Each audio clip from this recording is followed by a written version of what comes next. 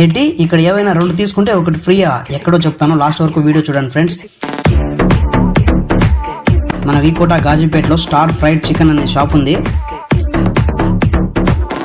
ఇక్కడ ఫుల్గా ఆఫర్స్ ఉన్నాయి. అవేంటంటే మీరు 2 షవర్మా తీసుకుంటే ఒకటి ఫ్రీగా ఇస్తారు.